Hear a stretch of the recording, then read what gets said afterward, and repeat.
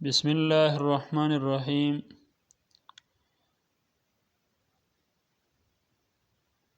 آج ہم آپ کے ساتھ شیئر کر رہے ہوں قرآنی معلومات۔ قرآنی معلومات سے مراد ایسے معلومات جو قرآن کریم کے ساتھ متعلق ہو، قرآن کریم سے تعلق رکھتا ہو، ایسے معلومات کو قرآنی معلومات کہتے ہیں۔ ہمارے مسلمانوں کی یہ ذمہ داری اور فریضہ ہے کہ قرآن کریم کے احکامات سے باخبر ہو، اس کے معلومات سے بھی باخبر ہو۔ تو ان قرآنی معلومات میں سب سے پہلے نمبر ہمارے ساتھ ہے کہ تفسیر کے حوالے سے سب سے زیادہ روایات کے صحابی رسول سے مروی ہے۔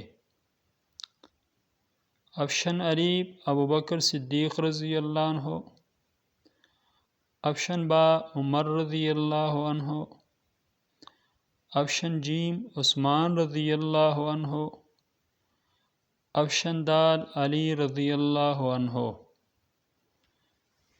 تو صحیح افشن ہمارے ساتھ ہے حضرت علی رضی اللہ عنہ۔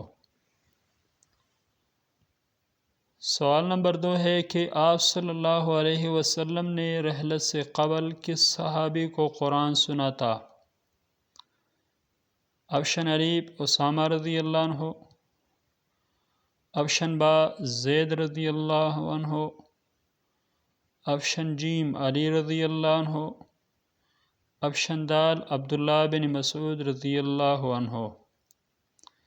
آپ صلی اللہ علیہ وسلم نے رحلت اور وفات سے قبل عبداللہ بن مسعود رضی اللہ عنہ کو قرآن سنا تھا، لہٰذا افشن دال ہمارے ساتھ صحیح جواب اور آپشن ہے۔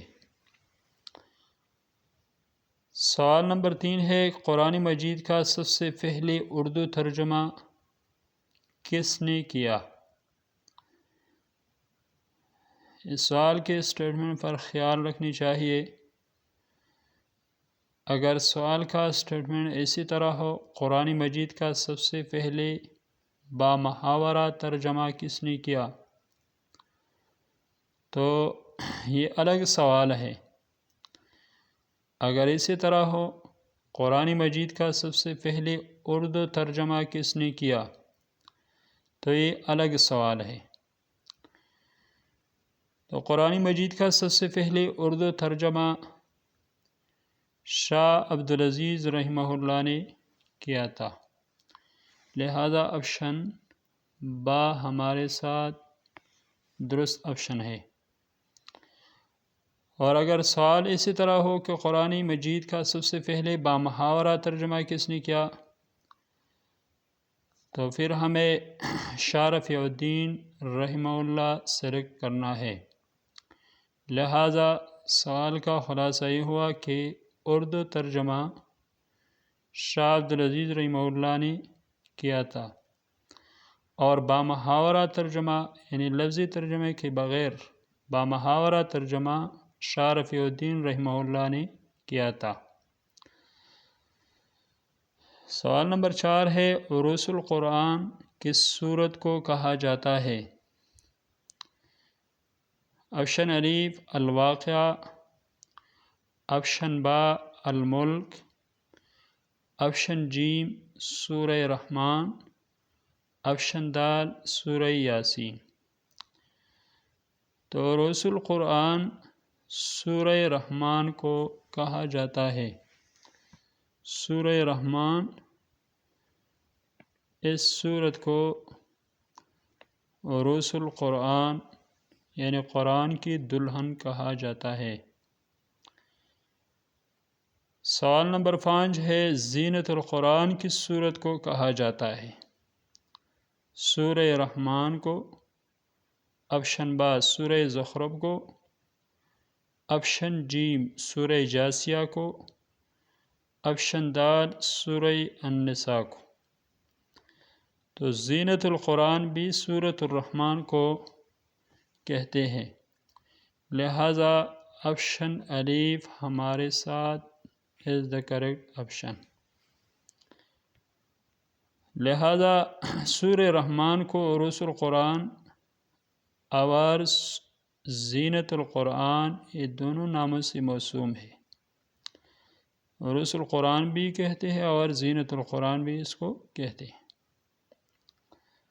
سوال نمبر 6 ہے، قلب القرآن کس سورت کو کہا جاتا ہے؟ قرآن کریم کا دل، قلب کا معنی ہے دل، دل کو عربیت میں قلب کہتے ہیں، قلب کا معنی ہے پھیرنا، اور عربی دان کہتے ہیں لِأَنَّهُ يُقَلِّبُ، کیونکہ وہ آتے پھرتے ہیں۔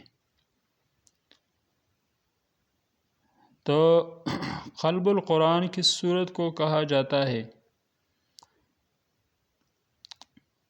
آپشن الف بقرہ، آپشن با آل عمران، آپشن جیم یاسین، آپشن دال سورہ الملک۔ تو قلب القرآن سورہ یاسین کو کہتے ہیں۔ اسی طرح انسان کے جسم میں دل کی حیثیت ہے، اسی طرح قرآن کریم میں سورہ یاسین کی حیثیت ہے، یعنی سورہ یاسین کی حیثیت انسانی جسم میں جس طرح دل کی حیثیت ہوتی ہے، اسی طرح قرآن کریم میں سورہ یاسین کی حیثیت ہوتی ہے۔ سوال نمبر 7 ہے، سورہ بنی اسرائیل کا دوسرا نام کیا ہے؟ سورہ بنی اسرائیل کا اور نام بھی ہے، سورہ سبحان بھی ہے، اسی طرح سورہ اسراء بھی ہے، اور نام بھی ہے۔ آپشن الف میں سورہ سبحان ہے، آپشن با سورہ تکبیر ہے، آپشن جیم سورہ فرقان ہے، آپشن دال الذکر ہے۔ تو سورہ بنی اسرائیل کا دوسرا نام ان آپشن کے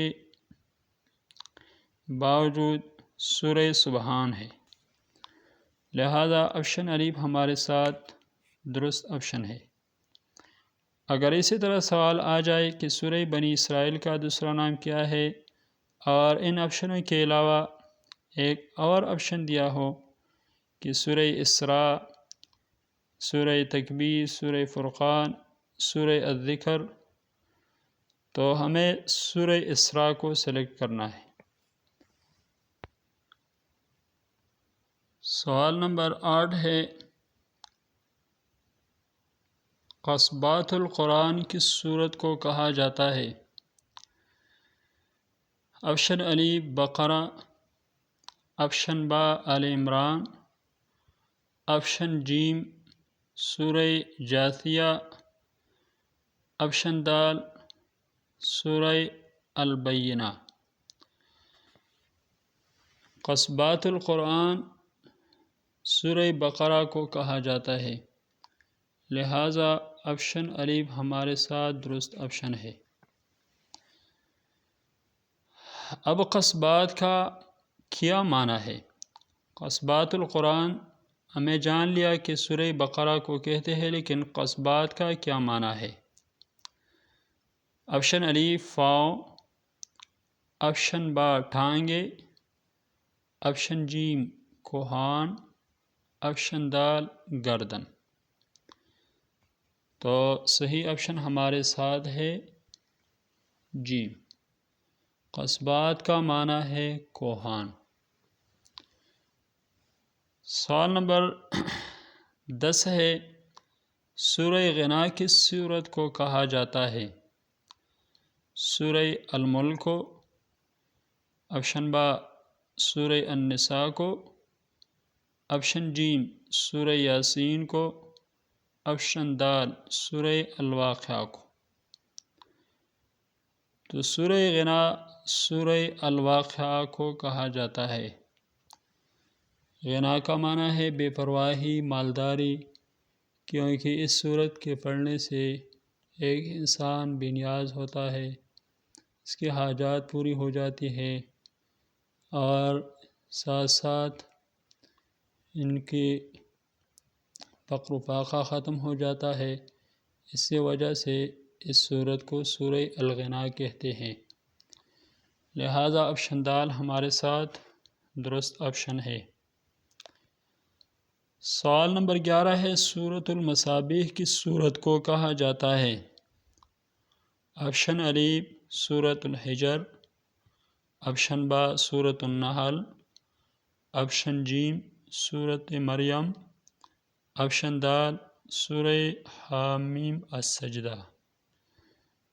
تو سورۃ المصابیح سورہ حامیم السجدہ کو کہا جاتا ہے، لہذا آپشن دال ہمارے ساتھ درست آپشن ہے۔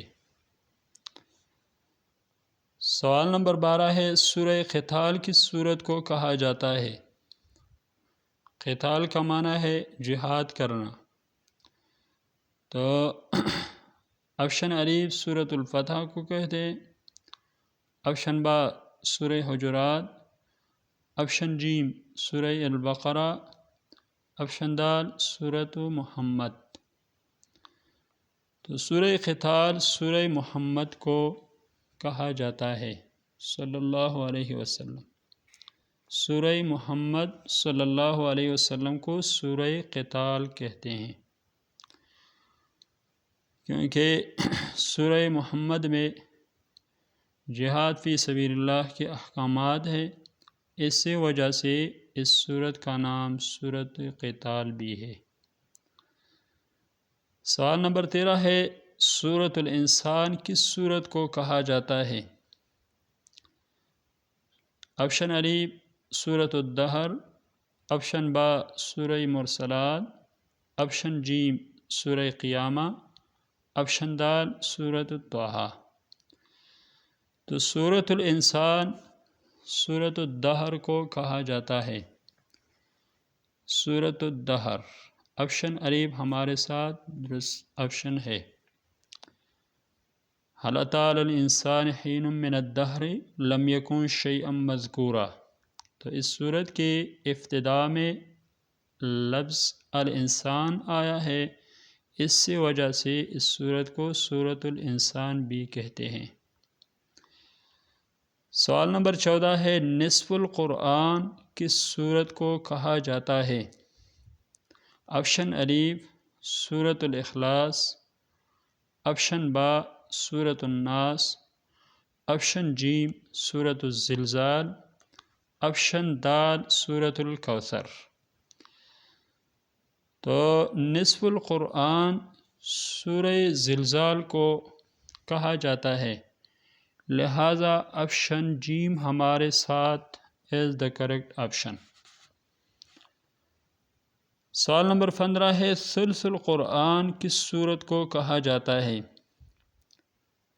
ثلث القرآن، آپشن الف الکافرون، آپشن با سورۃ لہب، آپشن جیم سورہ اخلاص، آپشن با سورۃ الزلزال۔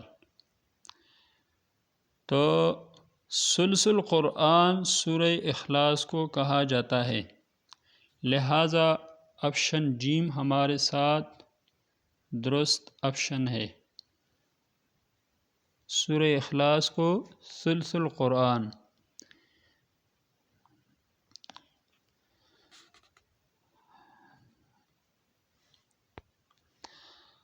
سوال نمبر 16 ہے، چوتھائی قرآن کس سورت کو کہا جاتا ہے؟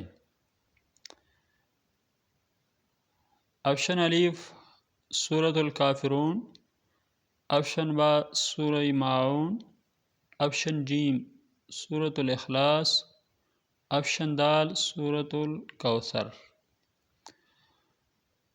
تو قرآن کریم کی چوتھائی حصہ سورہ الکافرون کو کہا جاتا ہے، لہذا آپشن الف ہمارے ساتھ ایز دا کریکٹ آپشن۔ سوال نمبر 17 ہے، مدینہ کی کس مسجد میں سب سے پہلے قرآن مجید پڑھایا گیا؟ مدینہ کی کس مسجد میں سب سے پہلے قرآن مجید پڑھا گیا؟ آپشن الف مسجد نبوی، آپشن با مسجد قباء، آپشن جیم مسجد بنو سلمہ، آپشن دال مسجد خیف۔ مدینہ کی سب سے پہلے مسجد جو درسگاہ بن گئی وہ مسجد قباء تھا، لہذا آپشن با ہمارے ساتھ درست آپشن ہے۔ سیرت کی کتابوں سے یہ معلوم ہوتا ہے کہ سب سے پہلی درسگاہ جو تھی وہ مسجد قباء ہے، اور مکہ مکرمہ میں سب سے پہلے درسگاہ قرآن مجید کا وہ دار ارقم تھا۔ لہذا سوال کی سٹیٹمنٹ پر خیال رکھنی چاہیے۔ اگر سوال میں اسی طرح ہو کہ مدینہ کی کس مسجد میں سب سے پہلے قرآن مجید پڑھا گیا تو مسجد قباء ہوگا، اور اگر اسی طرح ہو کہ مکہ کی کس جگہ قرآن مجید کی سب سے پہلی درسگاہ تھی تو دار ارقم۔ سوال نمبر 18 ہے، قرآن مجید میں کس واحد آدمی کا ذکر کر کے اس کی کنیت سے یاد کیا گیا ہے؟ یعنی قرآن مجید میں وہ کون سے واحد شخص ہے جس کا ذکر کنیت سے کیا گیا ہے؟ آپشن الف ابو جہل، آپشن با آزر، آپشن جیم نمرود، اور سیرت کی اور تاریخ کی کتابوں میں نمرود لفظ بھی آیا ہے، نمرود بھی ہے اور نمرود بھی ہے۔ آپشن دال ابو لہب۔ تو قرآن مجید میں ابو لہب کنیت سے یاد کیا گیا ہے۔ آپشن دال ہمارے ساتھ درست آپشن ہے۔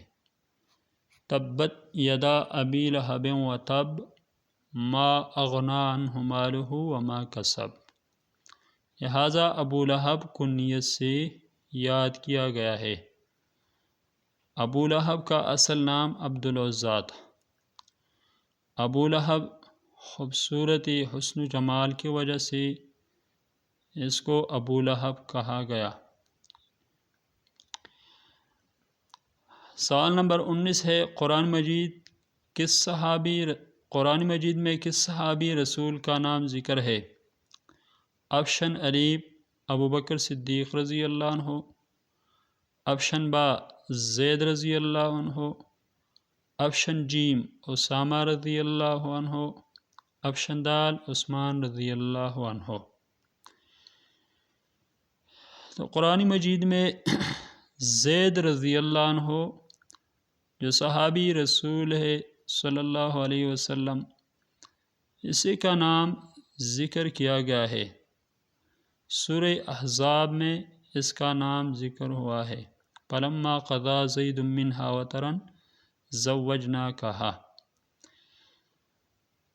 سوال نمبر 20 ہے، سب سے پہلے وحی کس ماہ میں نازل ہوئی؟ آپشن الف ہے ماہ رمضان، آپشن با ہے ذی قعدہ، آپشن جیم ہے محرم، آپشن دال شوال۔ تو سیرت کی کتابوں سے معلوم ہوتا ہے اور راجح قول کے مطابق سب سے پہلے وحی ماہ رمضان میں نازل ہوئی، لہذا آپشن الف ہمارے ساتھ درست آپشن ہے۔ اب سوال یہ ہے کہ ماہ رمضان کی کس تاریخ پر پہلے وحی نازل ہوئی؟ رمضان میں تو نازل ہوا، لیکن ماہ رمضان کی کس تاریخ پر پہلی وحی نازل ہوئی؟ آپشن الف 16 رمضان، آپشن با 17 رمضان، آپشن جیم 18 رمضان، آپشن دال 19 رمضان۔ تو قرآن کریم ماہ رمضان کے 17ویں تاریخ پر پہلی وحی نازل ہوئی، یعنی قرآن کریم کی سب سے پہلی وحی ماہ رمضان 17 ماہ رمضان میں نازل ہوئی۔ اقرأ بسم ربک الذی خلق، خلق الانسان من علق، اقرأ وربک الاکرم الذی علم بالقلم، علم الانسان ما لم یعلم۔ یہ سورہ علق کے سورہ علق کے پہلے 5 آیت مبارکہ پہلے وحی میں نازل ہوئی تھی۔ دوستو اگر ویڈیو اچھی لگی ہو تو پلیز لائک، شیئر اور ہمارے چینل کو سبسکرائب کریں تاکہ آئندہ معلومات سے باخبر رہے۔ شکریہ، اللہ حافظ۔